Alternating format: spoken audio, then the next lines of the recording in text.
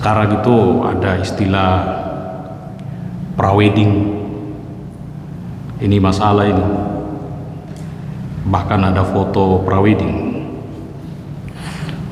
Foto prawedding itu belum kawin tapi sepertinya sudah seperti suami istri.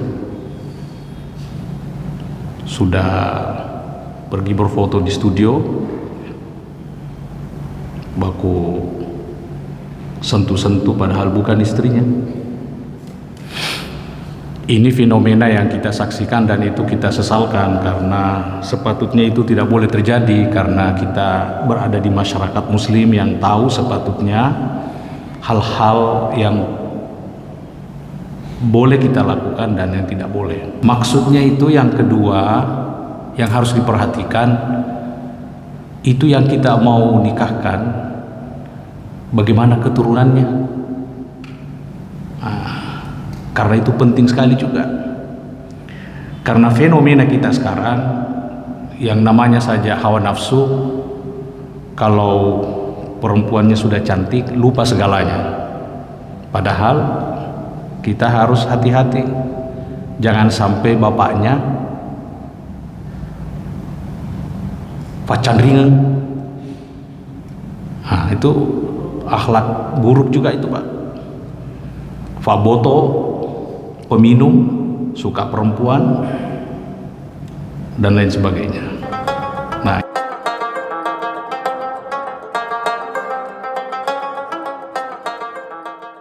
Assalamualaikum warahmatullahi wabarakatuh. Bismillahirrahmanirrahim. Alhamdulillahi rabbil alamin. Wassalatu wassalamu ala ashrafil anbiya'i wa khatamil mursalin, sayyidina wa syafi'ina wa habibina wa uswatina wa qudwatina Muhammad wa ala alihi wa ashabihi wa man sara ala nahjihi wa istanna bi sunnatihi wa ihtada bi hadihi ila yaumiddin, amma ba'd. Subhanaka la ilma lana illa ma 'allamtana innaka antal alimul hakim. Rabbi shrah li sadri wa yassir li amri wahlul 'uqdatam min lisani yafqahu qawli. Wa hasbunallahu wa ni'mal wakil. Wa la hawla wa la quwwata illa billahil aliyyil azim. Allahumma aftah alaina futuhal arifin wa faqihna fid din wa 'allimna at-ta'wil wahdina ila sawa'is sabil. Amma ba'd. Hadirin wal hadirat, Bapak Ibu sekalian, jamaah maghrib, jamaah kajian rutin yang saya muliakan dan dimuliakan Allah Subhanahu wa ta'ala. Pertama-tama saya mengajak kita semua untuk senantiasa bersyukur kehadirat Allah Subhanahu wa ta'ala. Termasuk pada malam hari ini kita kembali diberi hidayah, diberi kekuatan dan kesempatan untuk bersama-sama kembali mendengarkan penjelasan lanjutan ulama kita tentang kajian kita. Bapak Ibu sekalian, saya hampir 1 bulan alfa ya, karena selalu ada hal-hal yang tidak bisa dielakkan. Tapi saya berharap kita semuanya masih ingat bacaan kita, yaitu tentang perlunya orang tua dan anak-anak kita mengetahui prosedur apa yang harus kita lakukan sebelum memutuskan untuk menikah. Sekarang itu ada istilah prawedding. Ini masalah ini. Bahkan ada foto prawedding. Foto prawedding itu belum kawin tapi sepertinya sudah seperti suami istri, sudah pergi berfoto di studio, baku sentuh-sentuh padahal bukan istrinya. Ini fenomena yang kita saksikan dan itu kita sesalkan, karena sepatutnya itu tidak boleh terjadi, karena kita berada di masyarakat muslim yang tahu sepatutnya hal-hal yang boleh kita lakukan dan yang tidak boleh. Mudah-mudahan orang tua yang akan menikahkan anaknya tidak memberi izin untuk pergi. Boleh sebenarnya, jadi bukan fotonya sebenarnya yang salah, tetapi tradisi kita yang sepertinya kalau sudah mau nikah, meskipun masih 1 bulan itu sudah ini. Bapak Ibu sekalian, jadi ada beberapa hal yang harus kita perhatikan. Pertama, sudah kita ulas sedalam-dalamnya, yaitu tentang bahwa seorang calon, baik itu laki-laki maupun perempuan, yang pertama yang harus dilihat itu, yang kita mau nikahi itu bagaimana agama dan akhlaknya. Dan kita sudah jelaskan mengapa Islam sangat fokus pada agama dan akhlak, bukan yang lain-lain. Tidak perlu diulas lagi. Nah, yang kedua, setelah memperhatikan agamanya dan akhlaknya dan itu oke, yang kedua, kata ulama kita, an-nasabu fi kulli minaz zawjaini wa ma'na nasabi tayyibul asli wa karamul mambati. Ya. Kadzalika yusannu fi zawji an yakuna dha hasabin wa aslin tayyibin li'anna dzalika a'wanu 'ala istidamatil hayati zawjiyati. Seandainya Bapak Ibu pintar bahasa Arab, tidak perlu diterjemah. Tapi Bapak orang Makassar, bukan orang Arab, jadi harus diterjemah. Maksudnya itu yang kedua yang harus diperhatikan, itu yang kita mau nikahkan, bagaimana keturunannya. Karena itu penting sekali juga, karena fenomena kita sekarang yang namanya saja hawa nafsu, kalau perempuannya sudah cantik lupa segalanya. Padahal kita harus hati-hati, jangan sampai bapaknya pacan ringan. Itu akhlak buruk juga itu, Pak. Faboto, peminum, suka perempuan dan lain sebagainya. Nah, kenapa Islam agama kita menganjurkan itu? Lagi-lagi filosofi nikah itu adalah kelestarian, keabadian hubungan. Kalau keluarga atau orang tua calon pengantin itu seperti yang tadi saya sampaikan, apalagi orang materialistis, sudah begitu 1 bulan tidak ada kerjanya, dia bilang minta saja cerai, padahal masih bisa diperbaiki. Ini Pak Ibu sekalian, jadi bukan hanya laki-laki ya, tapi perempuan juga begitu. Orang tua atau keluarga perempuan yang mau nikah harus diperhatikan, begitu juga laki-laki. Nah, jadi apa sebabnya Bapak Ibu sekalian? Itu bisa membantu untuk kelestarian hubungan atau kehidupan keluarga.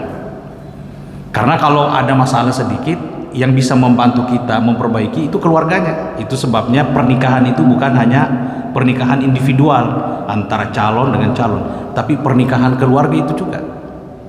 Nah, salah satu nanti manfaatnya, ada sedikit hal yang bisa menjadi pemicu, itu cepat diperbaiki karena keluarga dan orang tuanya anak itu sangat terdidik.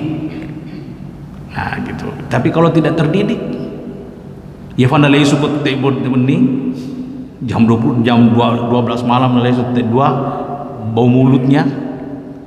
Nah itu biasanya kalau dia punya anak begitu dia bilang iya cari muka saja, anda aku urus. Bagaimana kalau begini? Nah, bukan hanya kelestarian, Pak. Manfaatnya wa aqrabu ila tibil al-usra. Itu bisa membantu cara bergaul dengan calon pengantin itu sangat baik. Kan beda itu orang terdidik dengan orang tidak terdidik, Pak. Kalau orang terdidik, orang makasih ngampe-ampena, mulai dari cara berkata itu sudah baik. Tapi kalau dari keluarga yang memang kebiasaannya berkata-kata itu tidak diperhatikan, dia pasti bermasalah. Masalahnya adalah ada orang yang tidak suka tidak suka terlalu berlebihan bercanda dan lain sebagainya. Itu yang disebut dengan li'anna sahibal asli tayyibi la yasduru anhu illa al-ishratul karimah. Karena orang yang keluarga yang baik itu dia tidak mungkin melahirkan atau mengeluarkan kecuali pergaulan yang baik. Jadi sangat jelas agama kita mengapa keturunan itu perlu diperhatikan. Idza ahabba akrama. Jadi kalau orang baik-baik itu orang terdidik, kalau dia mencintai akrama, nafaka lebih. Wa idza abghada, kalau dia marah la yadhlim, dia tidak menzalimi, tidak berlebihan. Pokoknya seimbang, dia terdidik. Keluarga itu hidup di sebuah tradisi yang semua kebaikan. Nah itu. Jadi itu yang kedua. Jadi setelah agama, akhlak, keturunan. Yang ketiga, Bapak Ibu sekalian, nah ini juga penting ini.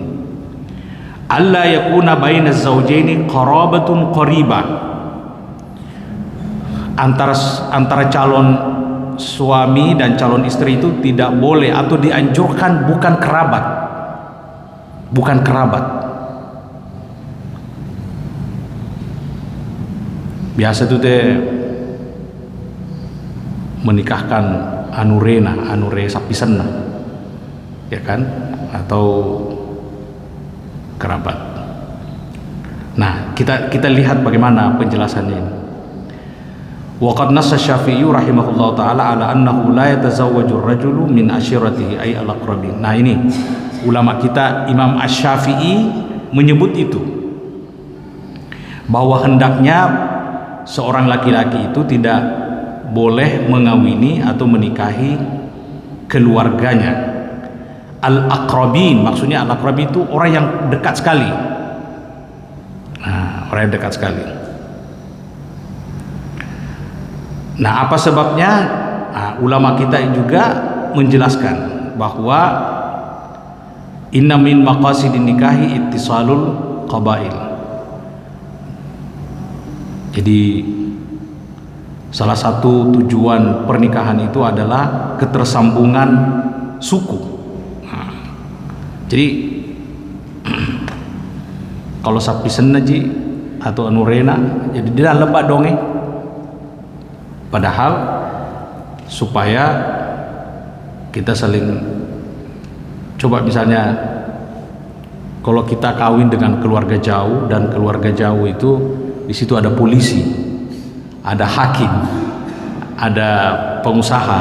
Jadi kapan-kapan kita punya masalah, tinggal ditelepon itu polisi.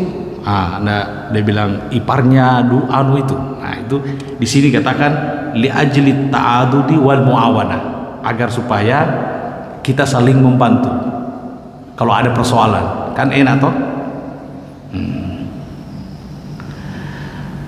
Ternyata juga memang ada riwayatnya, ada sumbernya. Kenapa kita tidak dianjurkan untuk kawin menikahi kerabat dekat?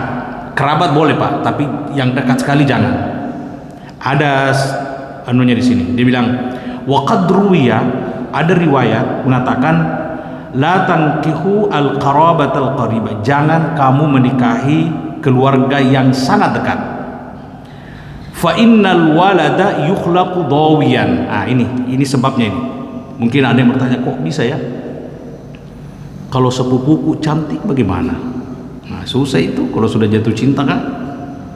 Ya kan? Paling itu biasa alasannya. Dia bilang daripada orang lain lebih baik sepupu tak. Apalagi cantik nih, terdidik nih. Kemudian kaya juga. Terus kenapa harus cari orang lain? Ternyata ada fa innal walada yukhlaqu dawiyan, karena itu nanti anaknya dia akan dilahirkan dawiyan, ai nahifan, makojo. Apa maksudnya? Kenapa bisa kurus? Wa dzalika li dha'fi syahwati bainal qarabati, karena ketika dia mau melakukan itu syahwatnya melemah antara kerabat.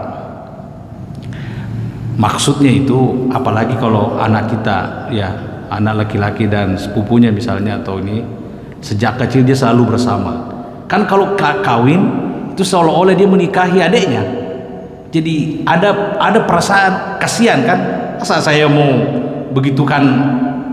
Gitu. Tapi kalau orang lain, orang jauh, kuat kinaikianunya, semangatnya.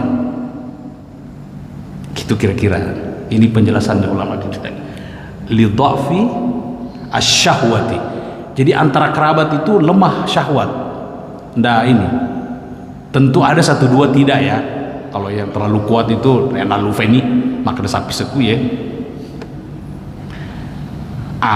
Ini dzakara hadza asy-Syarbini fi syarhi Minhaj an-Nawawi. Imam An-Nawawi itu mengarang kitab namanya Minhajut Thalibin, disyarah oleh Asy-Syarbini. Asy-Syarbini menyebut itu ternyata juga dalam buku itu.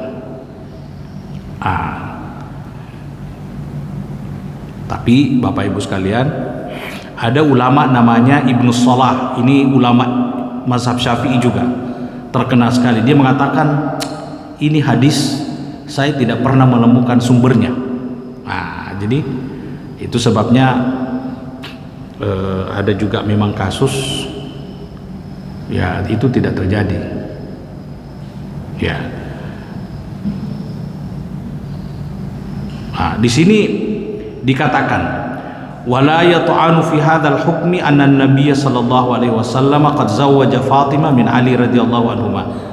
Nanti ada orang bilang, tapi kan itu Nabi mengawinkan anaknya Fatimah sama sepupunya Ali. Berarti bisa dong. Kenapa susah aneh? Pasti kalau ada orang dengar, wah, kenapa bisa tidak boleh? Nah itu Ali sepupu Fatimah dikasih kawin sama Nabi. Di sini dikatakan apa tujuannya Nabi mengawinkan Fatimah dengan Ali? Dia bilang li'annahu fa'ala dzalika libayani jawaz. Ada tujuannya Nabi melakukan itu, yaitu untuk menjelaskan kepada umat seluruhnya bahwa boleh. Sebenarnya memang bukan tidak boleh, cuma sebaiknya jangan, tapi boleh dilakukan, ya kan? Auli annahu laisa bainahuma qarabatun qaribah jiddan. Dia bilang tidak, atau sebabnya antara Fatimah dengan Ali itu bukan kerabat yang sangat dekat. Kenapa? Karena Fatimah itu adalah sepupunya Ali. Secara umum itu dianggap jauh, gitu. dianggap jauh. Ya, tapi begini penjelasannya Pak. Ternyata secara kedokteran itu dikhawatirkan penjelasannya secara medis.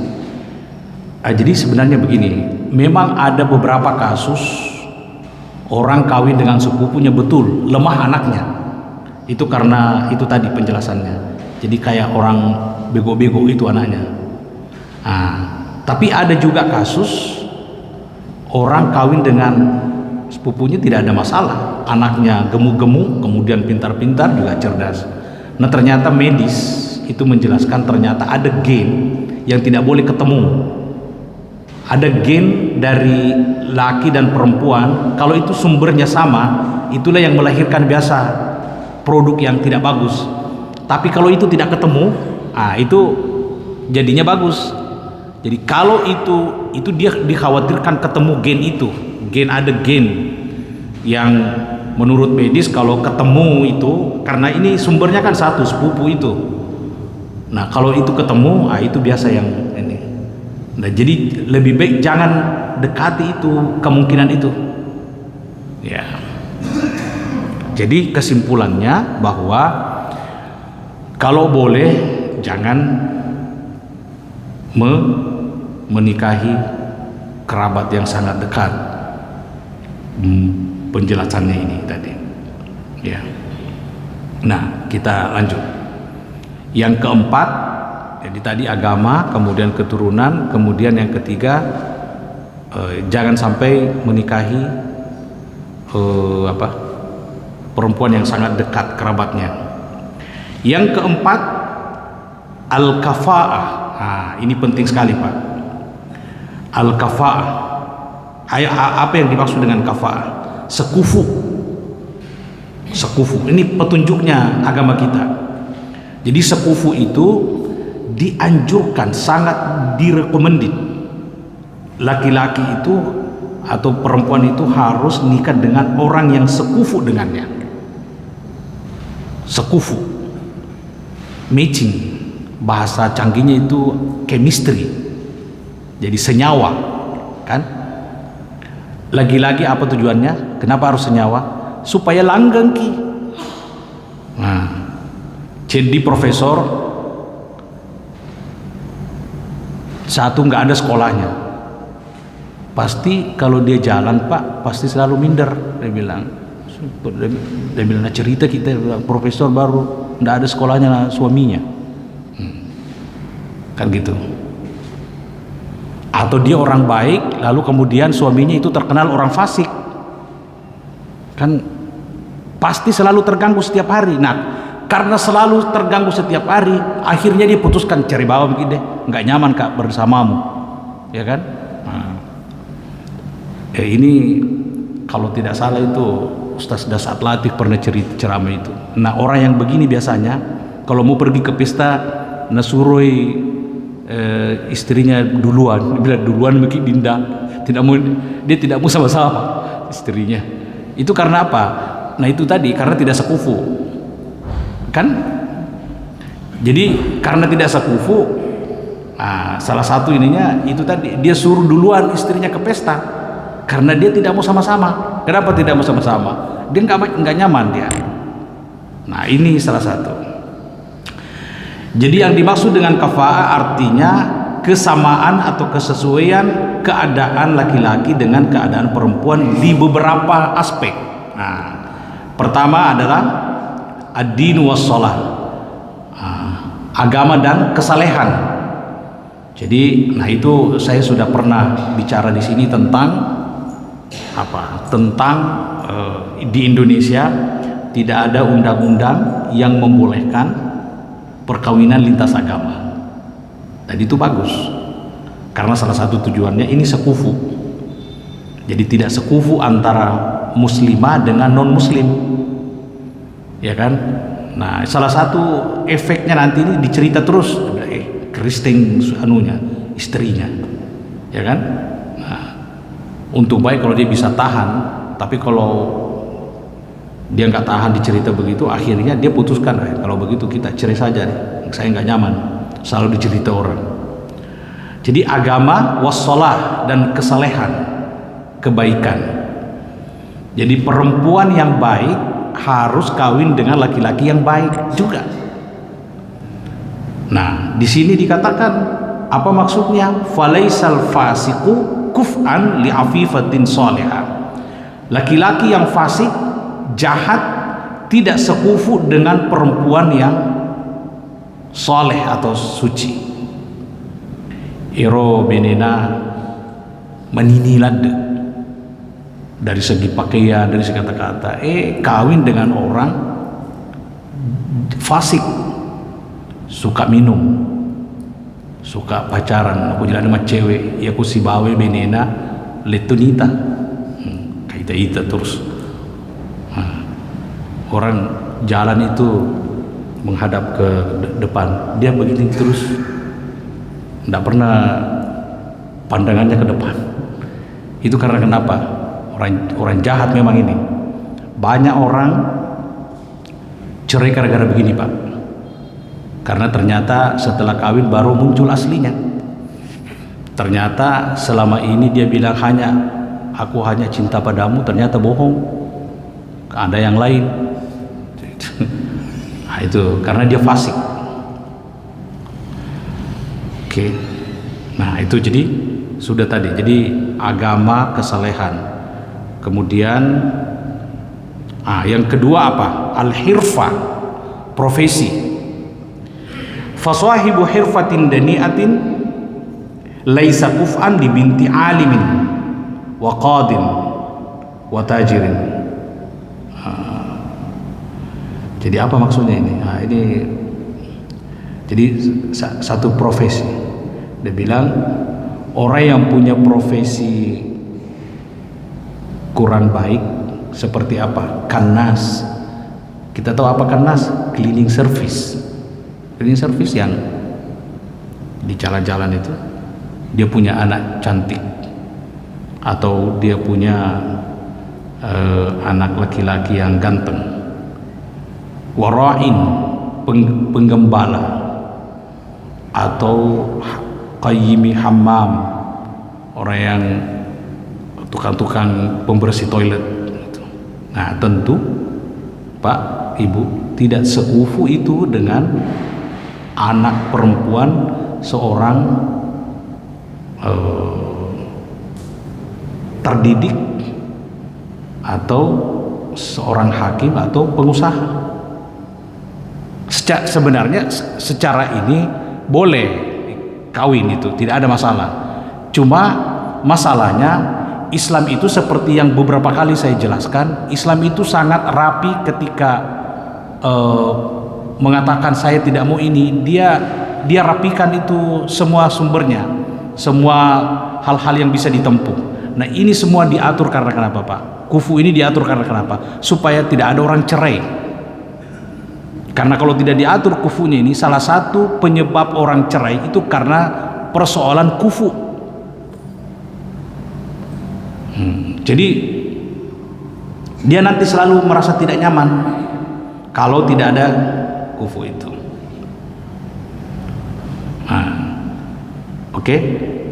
Yang ketiga, as-salamatu minal uyub. Dia terbebas dari cacat yang bisa membatalkan pernikahan. Faman bihi jununun au barasun laisa kuf'an lisalimati minha. Nah, orang laki-laki yang memiliki ketidakwarasan, ada kelainan jiwa atau dia punya penyakit kusta, itu tentu tidak sekufu dengan perempuan yang sehat. Begitu. Jadi ini harus memang selalu diperhatikan ini. Jadi jangan lalu kawinkan anak yang dia sendiri tidak nyaman karena tidak sekufu. Ya, dengan itu tadi. Jadi harus carikan senyawanya. Kenapa harus mencari senyawa? Ya karena biar dia nyaman setiap hari.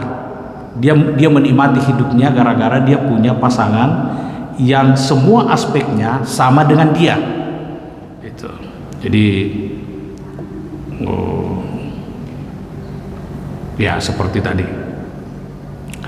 Nah, Bapak Ibu sekalian, ada penjelasan yang bagus di sini. Wal kafa'atu fi zawaji min haqqi zaujati wa auliyaiha. Itu kufu itu dalam pernikahan, status sekufu dalam pernikahan itu hanya hak seorang istri dan walinya. Dia tidak wajib sebenarnya. Dia bukan menjadi satu syarat sahnya pernikahan, hanya hak. Artinya kalau hak ya bisa tidak diambil, itu hak. Artinya apa Pak? Artinya dia bilang wahiyya wa illam takun syartan fi sihhatin nikahi lakin matlubatun wa muqarrarah. Meskipun itu bukan salah satu syarat sahnya pernikahan, tetapi itu sangat dikehendaki daf'an lil ar aniz zawjati, untuk menolak al ar aniz zawjah, supaya calon istrinya itu terbebas dari aib. Jadi maksudnya begini, kalau seorang perempuan itu nikah dengan laki-laki, dari beberapa aspeknya tidak sekufu, itu selalu dicerita oleh orang. Dokter tapi naseng irona laki dia sekolahana.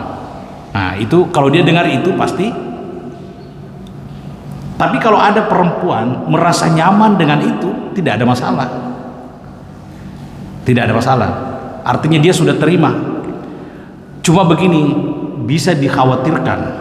Sekarang nyaman, tapi siapa yang jamin bahwa besok masih nyaman? Boleh jadi nantinya nggak nyaman, ya kan? Mungkin nyaman sekarang karena belum masuk pernikahan. Yang dia bayangkan itu enak-enaknya saja. Begitu sudah nikah 1 hari, 2 hari, 1 minggu, mulai tidak nyaman dengan suaminya karena selalu pergi sama-sama dan selalu dicerita sama orang. Akhirnya nggak tahan, minta cerai. Ini yang tidak dikehendaki oleh agama. Sehingga agama bilang dari awal, kamu cari yang sekufu ya. Kenapa Islam? Dia bilang supaya kamu sampai hari kiamat, sampai kau mati sama-sama. Itu salah satu hikmahnya. Cuma Islam kita mengatakan, agama kita itu hak, bukan kewajiban sebenarnya. Artinya kalau hak bukan kewajiban, bisa kalau dia mau. Oke, nah wa dhamanan listiqamatil hayatim baina zawjaini. Itu tadi supaya ada garansi kehidupan keluarganya itu bisa langgeng.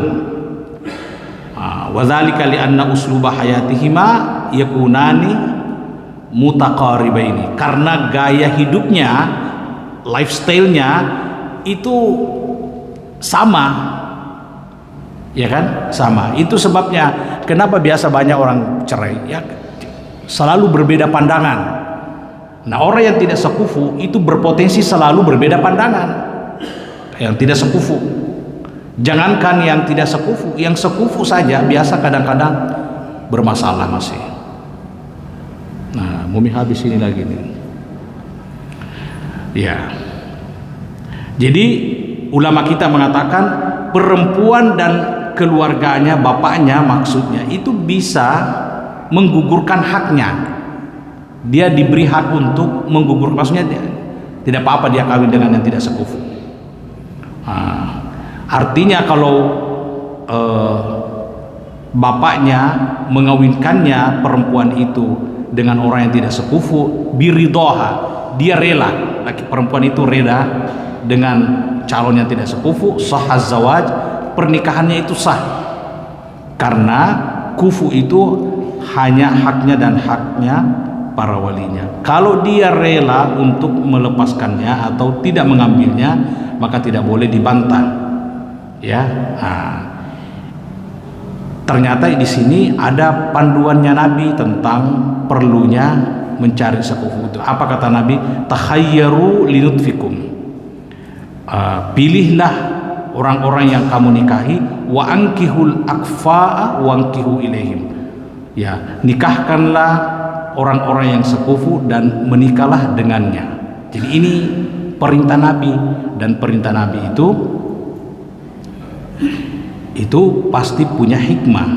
Dan karena Nabi di samping sebagai manusia, dia juga mendapatkan wahyu dari Allah Subhanahu wa ta'ala.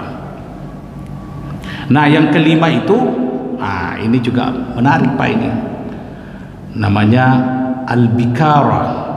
Jadi Nabi ta selenge Islam itu dianjurkan kita kawin dengan apa? Perawan. Tidak dianjurkan kawin dengan janda. Itu di sini. Bukan tidak boleh, dianjurkan. Jadi kalau mau kawin, ya, wahai para pemuda, cari yang apa?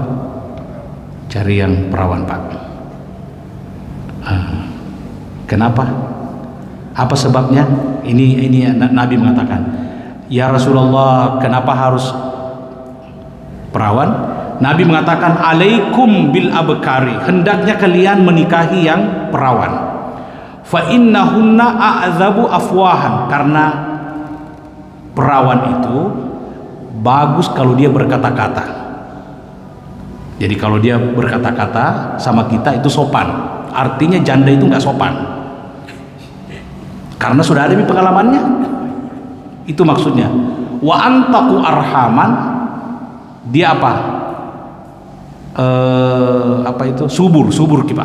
Wa antaku arhaman. Wa arda bil yasiri, dan dia rida dengan yang cukup. Artinya apa? Kalau kebalikannya ini difahami, perawan itu kenapa dianjurkan? Ya sopan kalau berkata-kata, bergaul sama kita, kemudian subur. Yang kedua, apa-apa saja dikasih dia sudah rela. Nah, artinya kalau janda kebalikannya, dia tidak merasa cukup yang sedikit. Nah, kalau perawan itu kalau dikasih gaji sedikit ya sudah, tidak aman. Tapi kalau janda dibilang kenapa cuma segini? Nah, kenapa? Karena mungkin nabandingkan yang dulu. Boleh jadi begitu. Tapi ini penjelasannya Rasulullah. Ini hadisnya Rasul. Ya, dikatakan jadi libaqai hayaiha, artinya libaqai hayaiha maksudnya perawan itu matan resiri. Artinya kalau janda makura siri. Karena kebalikan begitu. Li'annaha lam tukhalid zawjan qablahu, karena perawan itu belum pernah mengalami bergaul dengan sang suami sebelumnya, berbeda dengan ya begitu maksudnya. Ya, jadi saya lihat ini panjang hadisnya ini. Enggak apa-apa kita Jadi Jabir itu seorang sahabat itu pernah bercerita. Dia bilang, saya pernah mengawini seorang perempuan di masa Rasulullah. Kemudian saya ketemu dengan Nabi. Setelah saya kawin dengan seorang perempuan, saya ketemu Nabi.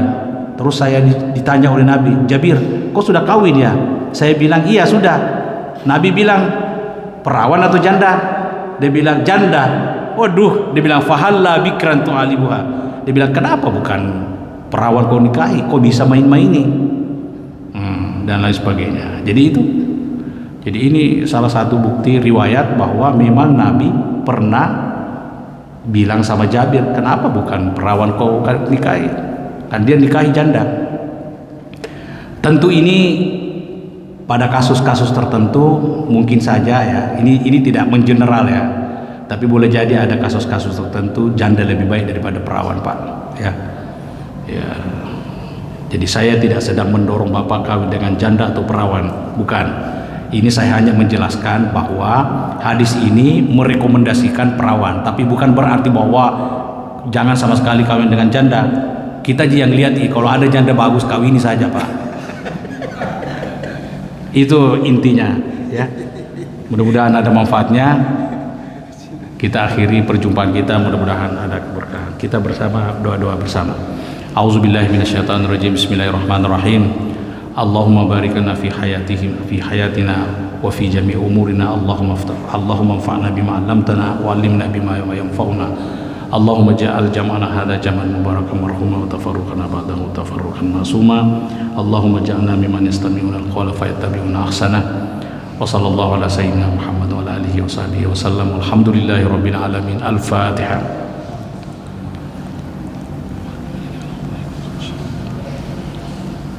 Assalamualaikum warahmatullahi wabarakatuh.